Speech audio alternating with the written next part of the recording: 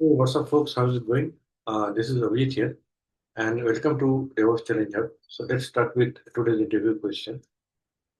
And today also we have few questions on ECS. And stay till the end because at the end we'll have some quizzes on the topic we discussed today. So you can pause the video and you can try to participate so that you know that you understood the concept. Okay. So let's start with the first question. How do you implement rolling updates in ECS? So what is a rolling update? Rolling update is a gradual update. You update batch by batch. Let's say some in an institute there are two floors, first floor, second floor, and there are 100 computers in each floor. And if institute decide to replace all those computers in these two floors at one shot, like in one day itself, then that institute has to shut down. Means they cannot serve the student. But if they plan to do batch by batch replacement, let's first finish the work in first floor, then I will finish the work in second floor, batch by batch. So they don't need to shut down the institution completely for a day or two. Uh, Institution can still be running, but parallelly that replacement will also parallelly going on. So that's the rolling update. That is the concept of rolling update. You do batch by batch. So ECS gradually replace old tasks with new ones during the deployment. Why this is required? It ensures zero downtime. It ensures zero downtime and continuous availability while updating your app. So there won't be any downtime, right?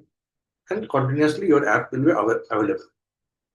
So when you update the task definition or container image, ECS replaces task in batches. It keeps minimum healthy tasks running the deployment configuration. In the deployment configuration, you maintain maximum percentage 200, minimum 50. That means if your desired task is 4, minimum 50%, that means 2 minimum old tasks you will be keeping. And you can launch 8 tasks during the update. So out of 4, you will shut down 2. 2 will be there always. Then you launch 8 tasks or maybe another 4 tasks. And then you shut down those old tasks and then you have the 4 tasks. Right? So batch by batch update. How do we handle? Next question is how do you handle secrets and environment variable in ECS? So we know that we keep in, we can keep the environment variable in define a name and value in the task definition file. Task definition file is not encrypted, so we keep it in the secrets manager. It stores secrets securely. And ECS you can mention secret like this: name, DB password, and value from what is the ARN, Amazon resource name, ARN of that secret in the secret manager, and from there it will pick up the value. So use AWS secret manager, and that's a standard everywhere. Like we keep all the secrets in secret manager. And AWS Systems Manager for parameters too. Similar to Secret Manager, we can use for configuration values, parameters to configuration things, we can keep it. So Secret Manager or SM, we can keep sensitive infos. How do you implement logging and monitoring in ECS stuff? So logging and monitoring, how do you do that in ECS stuff? So in ECS task, a task definition file, you mentioned that log configuration. So configure each container to use AWS log driver. So from container, whatever logs that container is printing, it will go to CloudWatch using AWS logs driver. So you add this logs configuration. A container will be, once it's writing into output, it will be redirected to CloudWatch using this logs driver. And you mentioned AWS log group, region, and stream prefix. So log stream will add this prefix in the log file. And under this group, it will be available. So in the CloudWatch, it will be there. And monitoring, CloudWatch metrics, you can monitor the metrics, CPU memory. CloudWatch alarm, you can trigger on high CPU, etc. Container insights, deeper visibility. You can enable insights, CloudWatch, ECS, enable insights, and X-ray for optional tracing support for performance driven. So CloudWatch metrics, alarm, X-ray, and use the log driver in the task definition file. This is how we handle logging and monitoring. Logging and monitoring for ECS task.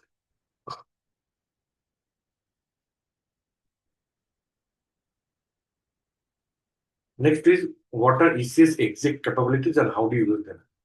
So ECS exec is like Docker exec. When you're running a Docker container, and if you do exec and this Docker that process Docker that the Docker process ID once you give that.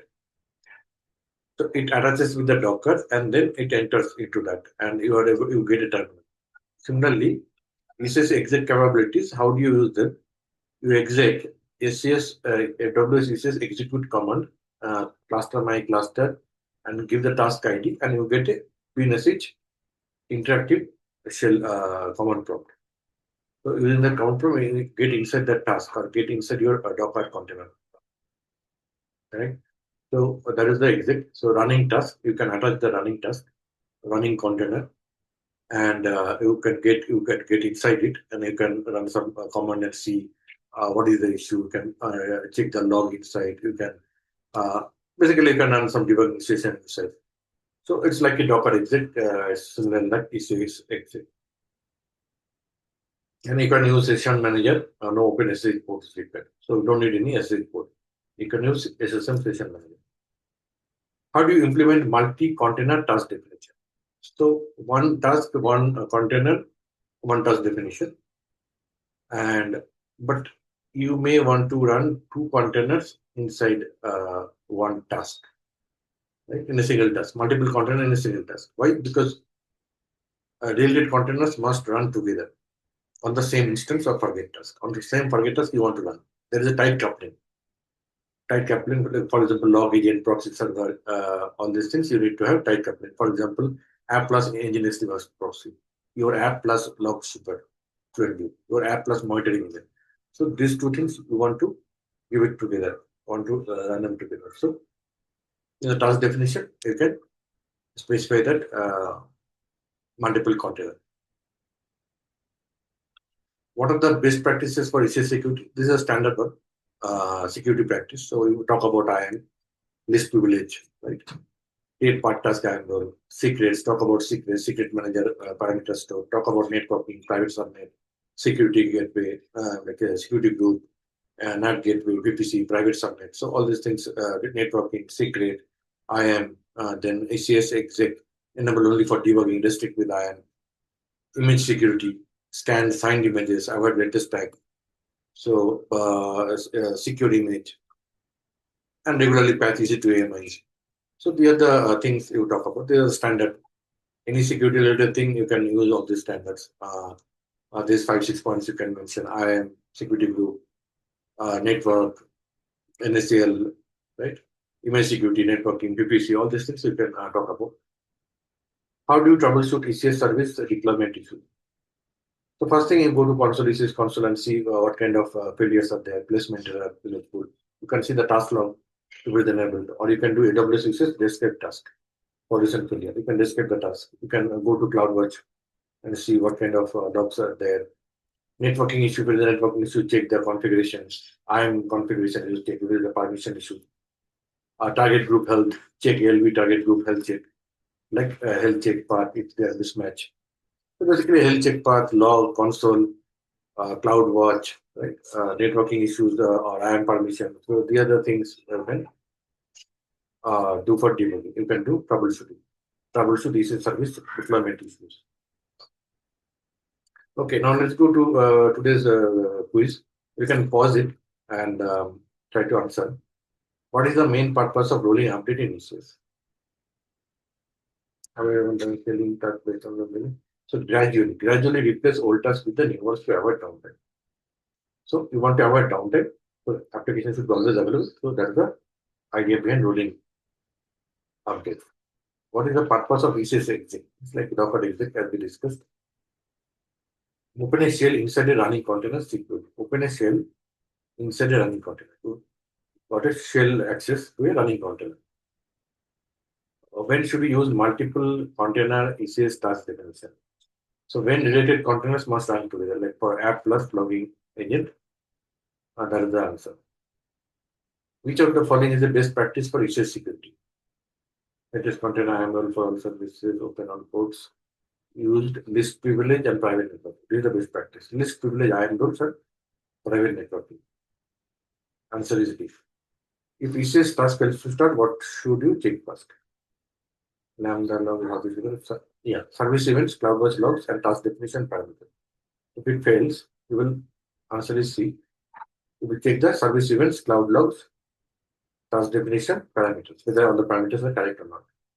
So that's it for today. Hope you like this video. Please like, share, and subscribe to my YouTube channel. Also comment and tell me how you are finding these videos. And also follow my LinkedIn Devops Challenger page. I post quiz contest daily. You can participate in that. Also follow WhatsApp channel Devops Challenger. Thank you for watching this video. See you again in the next video.